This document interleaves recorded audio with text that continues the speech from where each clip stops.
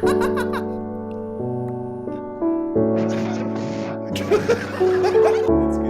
either gonna be your dick or your balls. Whales on the stand. Tony, I think I'm having a stroke, but it's been happening for the last 5 years.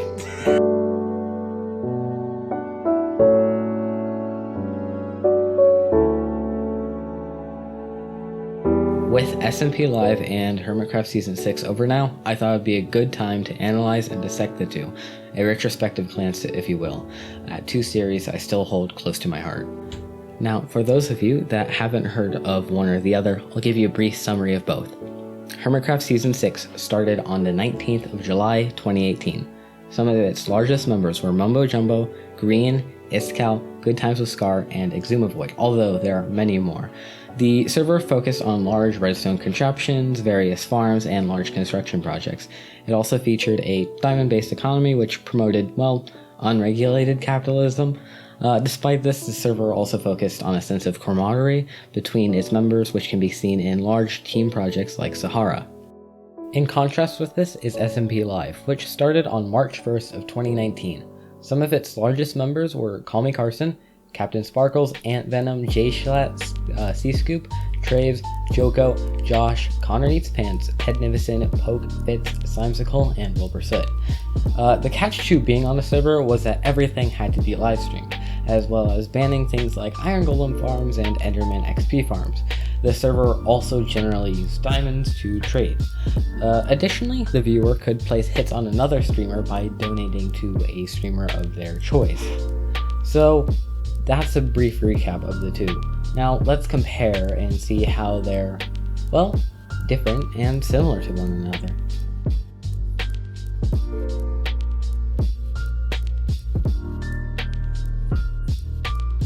This is where I believe it is easiest to contrast the two, as they are both massive SMPs with large YouTubers that have built and created amazing projects.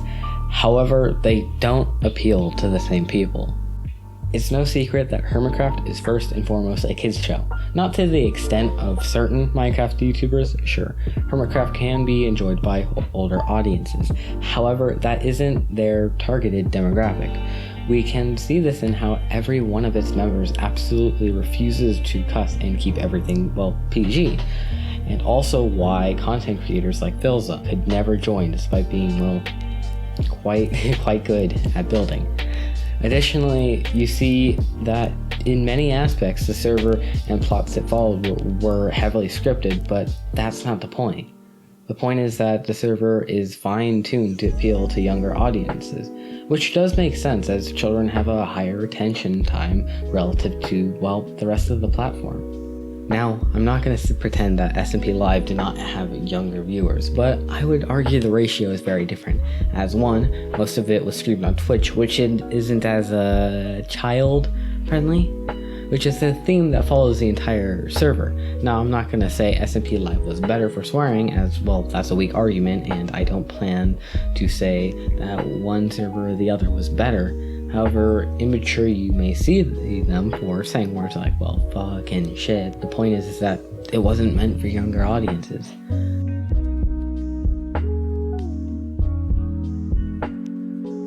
Hermitcraft is incredibly safe and brand friendly, which isn't necessarily a bad thing, to be clear. However, the story arcs and plots reflect this. From this, I would say Hermitcraft revolves more around projects than events. A great example of this is the video titles. They are primarily dedicated to the project or the episode, which makes sense as an episodic series leads to a style of plot seen there.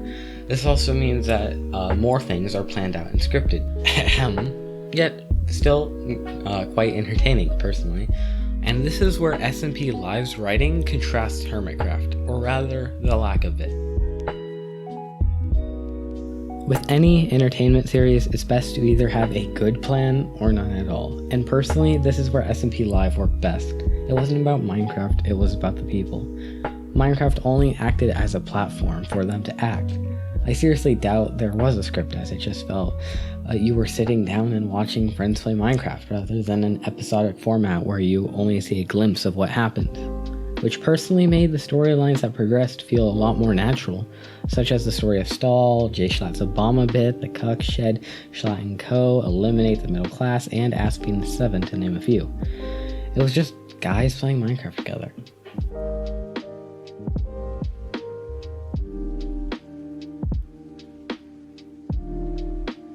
Hermitcraft is not representative of the average player. The server has shown some of the most fantastical builds on any SMP. Every one of its members is skilled in the game one way or the other. This can be either very motivating or demotivating depending on the type of player or person you are. However, their dedication to the craft, no pun intended, is incredible. Just look at some of this.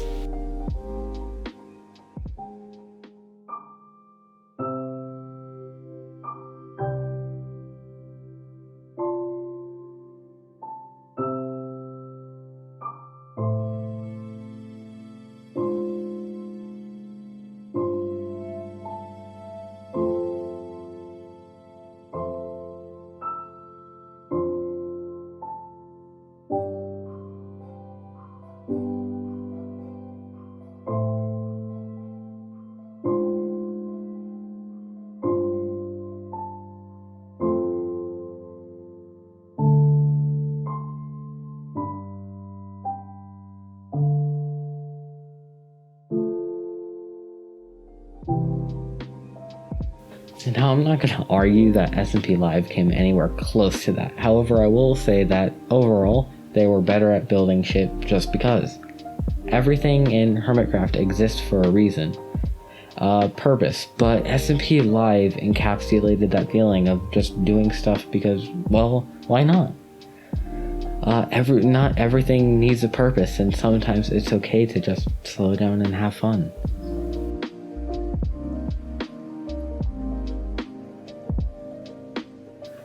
Minecraft has had a weird relationship with the mainstream. It's gone from a charming indie game to one of the largest brands out there, to a game known for its cringe 12-year-old audience, to finally a novel game from our childhood.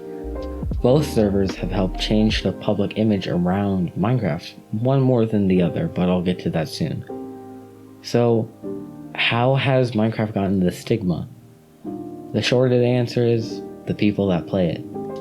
Minecraft fundamentally hasn't changed since beta. The core appeal of the game is still there, so the public opinion of the game is reflective of the people that play it.